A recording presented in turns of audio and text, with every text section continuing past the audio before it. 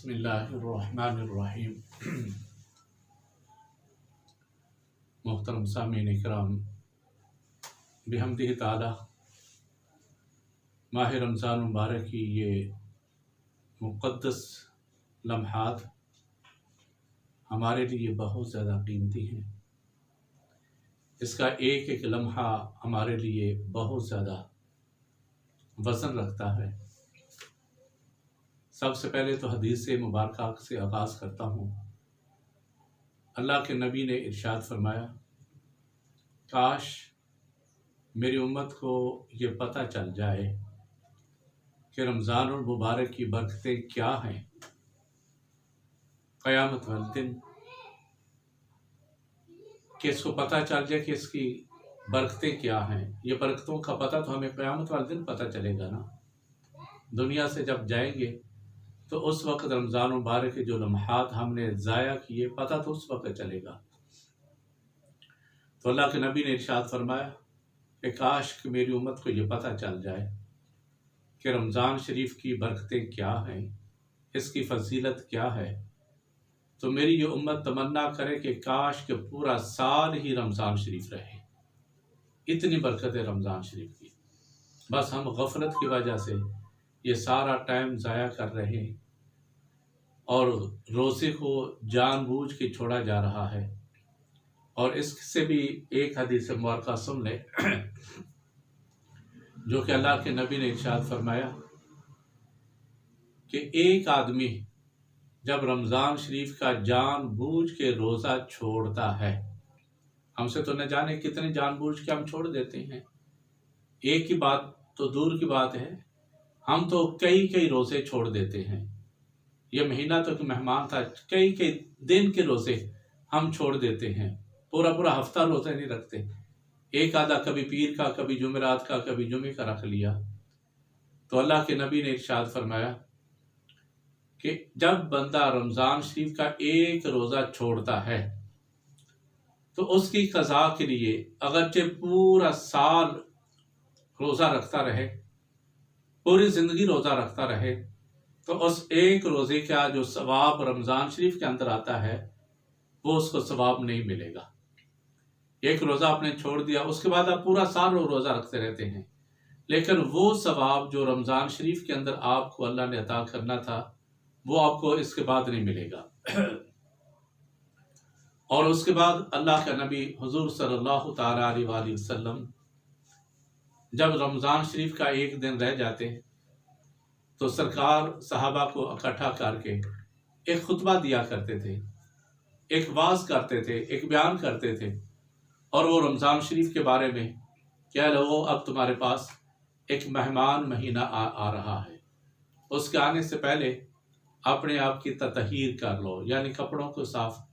اسی انداز میں دیگر لوازمات جو آپ نے کرنے ہیں کر لو۔ اور سرکار تو رمضان شریف کے بہت زیادہ مشتاق ہوتے تھے کہ کب رمضان شریف آئے، کب۔ آپ تو شعبان کے اندر ہی روزے رکھنے شروع کر دیتے تھے کہ رمضان شریف کے آنے سے پہلے سرکار کو بہت زیادہ اشتیاق ہوتا تھا۔ اشتیاق اس لیے ایک تو رمضان شریف آ رہا ہوتا تھا، اور دوسرے مرحلے میں ہر جبریل امین سرکار کے بارگاہ میں حاضر ہو کے پورے قرآن کریم کا دور کیا کرتے تھے، یعنی جبریل آپ کو سناتے، آپ ان کو سناتے، اس کو دور کہا جاتا ہے۔ تو سرکار تو رمضان شریف کی آمد سے پہلے تمنا کرتے تھے کہ جلدی رمضان شریف آئے اور اس کے فیوز و برکات۔ اور مین جو چیز آتی تھی وہ یہ تھی، سرکار روزے کے فضائل بیان کرتے کہ رمضان شریف کے اندر ہم نے کیا کرنا ہے، رمضان شریف کے اندر ہمارا گزر کیسا ہوگا۔ تو سرکار نے صحابہ کو اکٹھا کیا، اکٹھا کرنے کے بعد سرکار نے صحابہ سے فرمایا، اے میرے صحابہ، رمضان شریف کا ایسا مہینہ ہے، اس کے اندر اگر تم ایک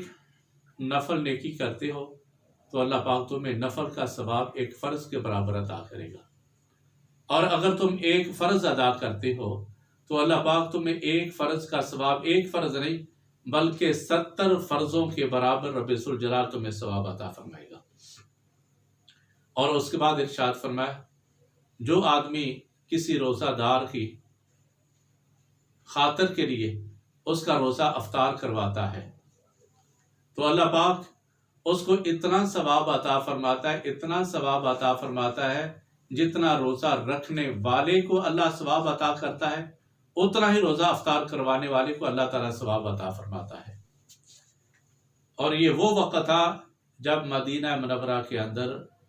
آج کل کی طرح زیادہ پھل وغیرہ وافر مقدار کے اندر نہیں تھے۔ مدینہ منورہ کے گلی کوچوں کے اندر آج کل کی طرح رزق نہیں تھا، تنگ دستی کا زمانہ تھا۔ تو سرکار نے تو فرما دیا جو آدمی کسی روزہ دار کو روزہ افطار کروائے، اور وہ اس وقت کو ذرا تصور کرو جب یہ جامع شیریں، روح افزا یا دیگر مشروبات تھے ہی نہیں، اسی انداز میں آج کل کے پھلوں کی طرح اتنے پھل بھی نہیں تھے۔ تو جب اتنا سنا صحابہ کرام نے تو ہر ایک صحابی بڑا پریشان ہو گیا کہ اللہ کے نبی نے تو فرما دیا روزے دار کو روزہ جو افطار کرائے اس کو روزہ رکھنے والے کے برابر ثواب ملے گا۔ سرکار رہ نہ سکے، عرض کی یا رسول اللہ، ہم میں سے تو ہر ایک آدمی اتنی سکت نہیں رکھتا، طاقت نہیں رکھتا کسی روزہ دار کی روزہ کو افطار کروائے۔ اور سرکار کے سوال کے ساتھ ہی صحابہ کرام نے سوال بھی سرکار کی بارگاہ میں پیش کر دیا۔ تو اللہ کے نبی نے صحابہ کی بات کو سنا تو تا قیامت آنے والی نسلوں کے لیے اللہ کے نبی نے جو فرمایا وہ اگر سونے کے حروف سے لکھا جائے تو وہ بھی کم ہے۔ تو اللہ کے نبی نے آگے سے ارشاد فرمایا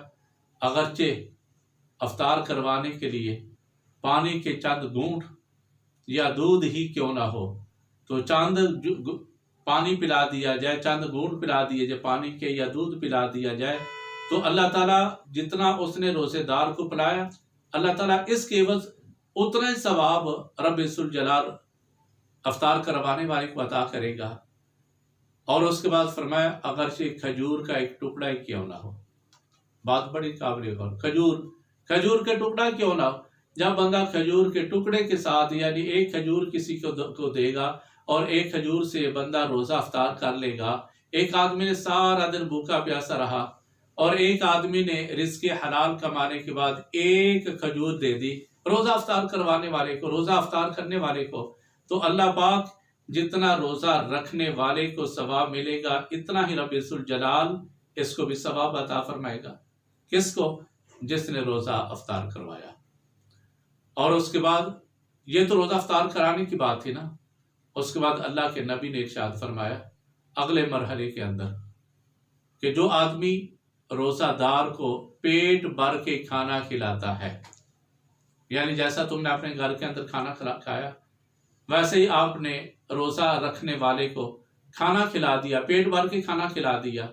اور پیٹ تو انسان کا جلدی بھر جاتا ہے، 2 روٹیاں ہوتی ہیں، تھوڑے سے مشروبات ہوتے ہیں یا پھل وغیرہ یا موجودہ دور کی جو غذائیں ہیں، دہی بلے ہیں، اسی انداز میں فروٹ ہے یا پکوڑے وغیرہ ہے، جو کچھ ہے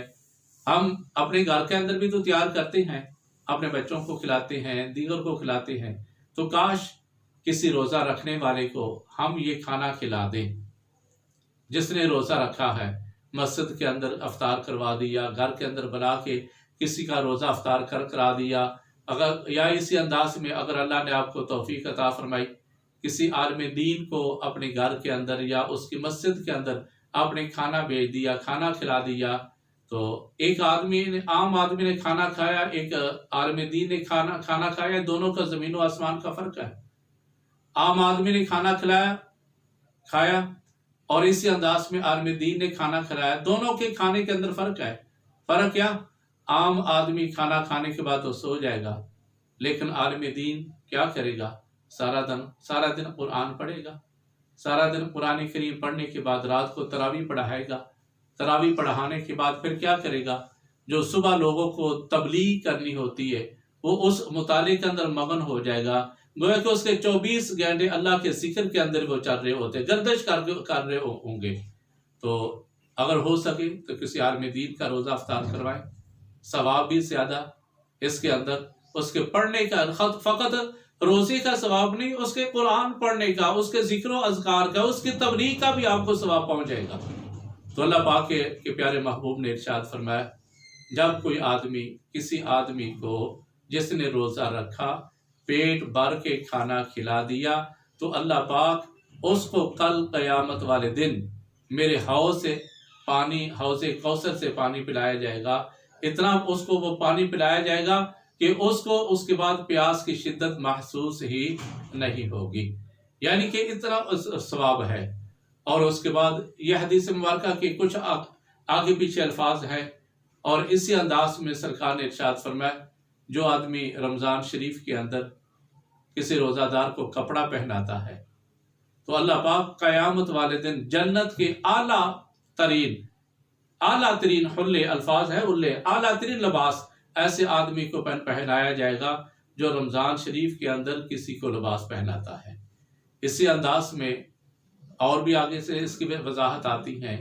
تو الغرض کے الفاظ الگ الگ آتے ہیں، اور ان الفاظ کے ساتھ اتنا یاد رکھیں کہ روزہ افطار کرانے کا بہت زیادہ ثواب ہے، بہت زیادہ ثواب، بہت زیادہ ثواب۔ کتنا ثواب؟ جہاں آپ کی سوچ کی انتہا ہے وہاں رب ذوالجلال کی رحمت کی ابتدا ہے ایسے افراد کے لیے جو کسی آدمی کو روزہ افطار کرواتا ہے۔ تو آپ کوشش یہ کیا کریں کہ پورے رمضان کے اندر کچھ نہ کچھ ایسے آدمی کو آپ روزہ افطار کروایا کریں، کہ ضروری نہیں کہ آپ کے پاس یہ دیگ وغیرہ تیار کریں گے اسی انداز میں۔ اللہ کے نبی نے تو ایک کھجور کے بارے میں ارشاد فرما دیا تھا نا، اللہ کے نبی نے تو ایک گھونٹ کے پانی کے عوض بتا دیا تھا، جو ایک گھونٹ پانی پلاتا ہے اللہ اس کو بھی اتنا ثواب عطا فرماتا ہے۔ تو آپ یہ کوشش کیا کریں مسجد کے نمازیوں کو اسی انداز میں گھر کے اندر جہاں آپ کو آسانی ہو روزہ دار کی آپ خدمت کریں۔ جب روزہ دار کی آپ خدمت کریں گے، دنیا کے اندر خدمت کریں گے، تو آپ کی یہ خدمت ضائع نہیں جائے گی، آپ کا یہ کام ضائع نہیں جائے گا، بلکہ قیامت والے دن جب آپ نے اللہ کی بارگاہ میں پہنچنا ہے نا، تو اس وقت آپ کو یہ پتہ چلے گا کہ روزہ افطار کرانے کا کتنا ثواب ہے۔ یہ اللہ کے نبی نے ارشاد فرمایا ہے۔ تو آپ بھی جہاں ہو سکے کثرت کے ساتھ، یا جتنا آپ کو اللہ نے توفیق بخشی ہے، آپ روزے دار کا روزہ افطار کروایا کریں۔ اللہ پاک ہم سب کو رمضان شریف کا احترام کرنے کی اللہ توفیق عطا فرمائے، اور لوگوں کو روزہ جو انہوں نے رکھا ہے افطار کروانے کی بھی اللہ توفیق عطا فرمائے۔ وآخر دعوانا ان الحمد للہ رب العالمین۔ السلام علیکم ورحمۃ اللہ وبرکاتہ۔